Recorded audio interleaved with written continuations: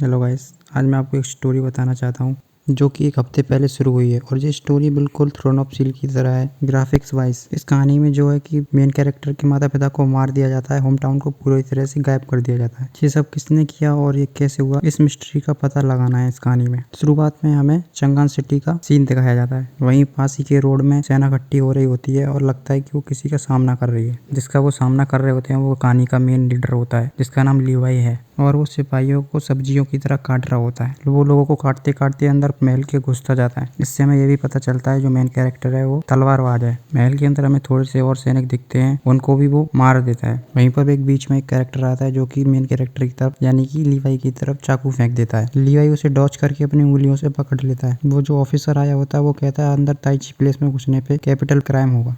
लियाई बिना सुने अपनी तलवार उठाता है और उस पर हमला कर देता है। थोड़ी देर तक उन दोनों में लड़ाई चलती है, फिर लियाई उसे भी हरा देता है। क्या लियाई अंदर जाने लगता है। अंदर महल से आवाज आती है, कौन है जो अंदर आने की कोशिश कर रहा है। आखिर लियाई महल के अंदर क्यों जाना चाहता है, वो लोगों को ऐसे क्यों मार रहा है। इसको बताने के लिए हमें कहानी में 10 दिन पीछे ले जाया जाता है, जहाँ हमें अगले सीन में एक पार्टी का नजारा दिखाया जाता है, जहाँ गाने वगैरह चल रहे होते हैं। वहीं पार्टी के अंदर एक लड़का किंगो लेडी जोरोंग को नमन करता है। लड़की कहती है कि महल के सभी लोगों को बुलाने के लिए धन्यवाद, ये मेरे लिए काफी गर्व की बात है। और वो सब लोग वहाँ पर लीवाई का इंतजार कर रहे होते हैं। किंगो कहने लगता है लीवाई आए या ना आए वो उसके खुद की ऊपर है। इतने में ही एक पोएट्री सुनाई देने लगती है जो कि लीवाई गा रहा होता है। और हमें यहाँ पे ये भी पता चलता है कि लीवाई स्वॉर्डमैन होने के साथ साथ एक पोएट्री कार भी है। वहीं पर एक आदमी कहने लगता है अगर तुम्हें कोई इंसान 3 मूव्स में हरा देता है तो तुम उसे एक पोएट्री बना के दोगे। लीवाई एक पेड़ से लकड़ी तोड़ता है और कहता है आओ। वो लोग तलवार लेकर लीवाई की तरफ चल देते हैं। लीवाई उनको पोएट्री गाते गाते हरा देता है क्योंकि वो ताली बजाने लगता है और वहाँ पे सभी लोग ताली बजाने लगते हैं। तुम्हारी स्वॉर्डमैनशिप और पोएट्री की तो चर्चा चारों तरफ है। लीवाई कहता है मैंने सुना कि यहाँ पे कोई अनोखी चीज आने वाली है, इसलिए मैं आ गया। क्योंकि उसे कुछ दारू पीने के बर्तन दिखाता है। क्योंकि कहने लगता है क्या लीवाई ब्रदर मेरे साथ एक स्वॉर्ड मैच खेलना चाहेंगे।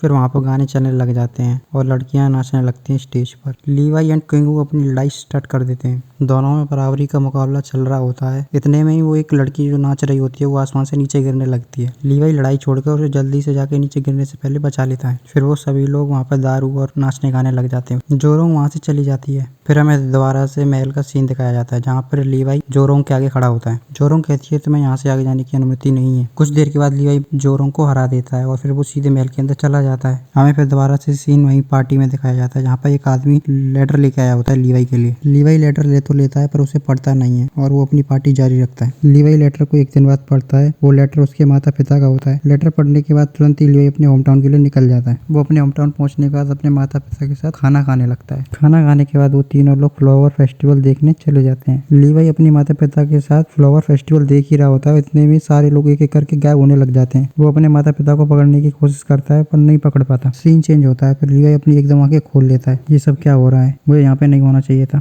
उससे थोड़ी देर बाद पता चलता है कि ये उसी का होम टाउन है, पर वहाँ के सारे घर और लोग गायब हो चुके होते हैं। लीवाई को लगता है ये सबके पीछे चंगान किंगडम है, इसलिए वो चंगान किंगडम चला जाता है। दोबारा सीन चेंज होता है। हमें महल में दिखाया जाता है जहाँ पर लीवाई सैनिकों के बीच में से होकर जा रहा होता है। चंगराओ पीछे खड़ी खड़ी ये सोच रही होती है कुछ दिनों में ये इतना कैसे बदल गया। वहीं पे लीवाई के होम टाउन का एक लड़का होता है आरजी। वो कहता है मैं तुम्हारा वहाँ पे वेट कर रहा था, फिर अचानक से एक आसमान हरा हो गया और लोग पत्तियां बन के उड़ गए, पर मुझे चंगान के सोल्जरों ने बचा लिया। लीवाई कहता है ऐसा कैसे हो सकता है, मैं वहीं पर था। रानी की आवाज गूंजने लगती है। वो कहती है वो सीक्रेट तकनीक डीमनों द्वारा छोड़ी गई थी जिससे तुम इल्यूजन में फंस गए। लीवाई तुमने आज जो चंगान महल में जो भी किया उसके लिए मैं तुम्हें माफ कर देती हूँ, पर ये दोबारा नहीं होना चाहिए। इतना पता पड़ने के बाद लीवाई चंगान महल से चला जाता है। उससे पता चल गया था कि उस घटना के पीछे चंगाल नहीं है। वो सोच रहा होता है रास्तों पर चलते चलते अगर मैंने लेटर जल्दी खोल लिया होता तो ये सब नहीं होता। वो रास्ते पे दारू पीता हुआ फिर रहा होता है। तभी यंगजाओ आ जाती है यानी रानी की बेटी। लीवाई कहने लगता है कि तुम्हें रानी ने भेजा है मेरा पीछा करने के लिए। मुझे चंगान की सेफ्टी के लिए तुम्हारा पीछा करना होगा और तुम भी एक कल्प्रिट हो, तो तुम चंगान के मामलों में ना पड़ो। वो मेरे माता पिता थे, तुम कैसे समझ सकती हो। इतना कहने के बाद लीवाई आगे जाने लगता है।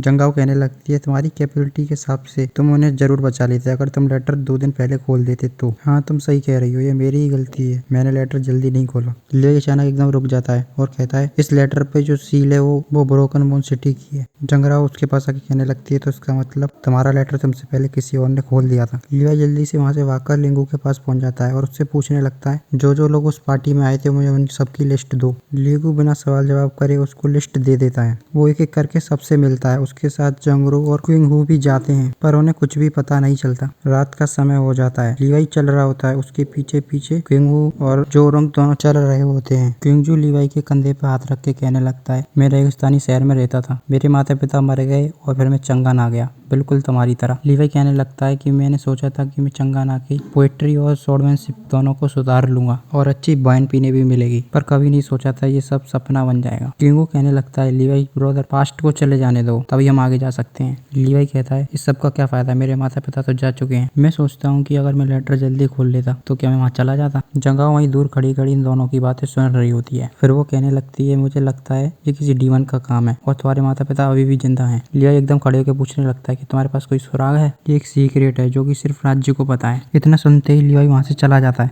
जंगराव कहती है इसकी इतनी हिम्मत अब जो महल में घुसेगा दोबारा। लीवाई जस्टिस पेविलियन में घुस जाता है। वहाँ पर एक लड़का बैठा होता है। वो कहता है तुम्हारे साथ जोरोंग नहीं आई। लीवाई बिना कुछ कहे कहता है सीक्रेट कहाँ है। वो लड़का कहने लग जाता है आखिरी बार रानी ने तुमको चले जाने दिया था और आज तुम दोबारा अंदर घुसे, आज मैं तुम्हें जाने नहीं दूंगा। फिर उन दोनों में तुरंत ही लड़ाई स्टार्ट हो जाती है। थोड़ी देर लड़ाई चलती है और वो दोनों लोग जख्मी हो जाते हैं, पर वो अपनी लड़ाई दोबारा कंटिन्यू कर देते हैं। जस्टिस पेविलियन के गेट के बाहर सेना आके खड़ी हो जाती है। उनके बीच में से जोरोंग निकल के आ रही होती है। वो दोनों के बीच में बीच बचाव करने लग जाती है। फिर वो एक कागज खोलती है, कहती है रानी के आदेश से डाजी रेंजी को छोड़ दिया जाता है जो कि जस्टिस पेविलियन का मालिक होता है, और वो लीवाई को सीक्रेट जानने की अनुमति दे देती है। फिर वे तीनों एक सीक्रेट रूम में चले जाते हैं। अंदर जाने के बाद डाजी कहने लगता है ये सीक्रेट टेक्निक लोगों को उनको दूसरे स्पेस में पहुंचा देती है। लीवाई कहने लगता है इसका मतलब लोग अभी भी जिंदा हैं, बस हमें सीक्रेट टेक्निक को तोड़ने की जरूरत है। दी कहने लगता है मुझे इस बारे में पक्का नहीं पता है, पर अच्छी बात यह है कि वो लोग मरे नहीं है। लीवाई कहता है इसका मतलब ब्रोकन मून सिटी अकेला केस नहीं है। डाजी कहने लगता है ये टेक्निक अकेले नहीं की जा सकती क्योंकि मंडला रेलम खुद में ही एक इल्यूजन है, पर इसने एक शहर और जगह सबको गायब कर दिया। इसका मतलब यहाँ कुछ तो गड़बड़ है। लीवाई कहने लगता है रुको, गोल्डन कोड सीक्रेट टेक्निक जो किसी को भी नथिंगनेस में पहुंचा सकती है। दाजी कहने लगता है मेरे हिसाब से तुमने ये पहले टेक्निक देखी है। लीवाई जवाब देता है लोंगी क्लेन में। दाजी कहता है पर वो लोग तो चले गए, ये सही नहीं हुआ, उन्होंने चंगान के आगे एक्शन लिया। लीवाई कहता है अगर उनका एम चंगान था तो वो चले क्यों गए। फिर वे दोनों पे एक पहेली को सुलझाने लगते हैं और वो लोग उसका हल निकालने के बाद बोलते हैं क्यों ही सुन। फिर हमें एक लड़की दिखाई जाती है जो कि पहले एपिसोड में लीवाई ने बचाई। उसके गले में एक पेंडेंट होता है और वो उसे दबाकर टेक्निक को शुरू कर देती है।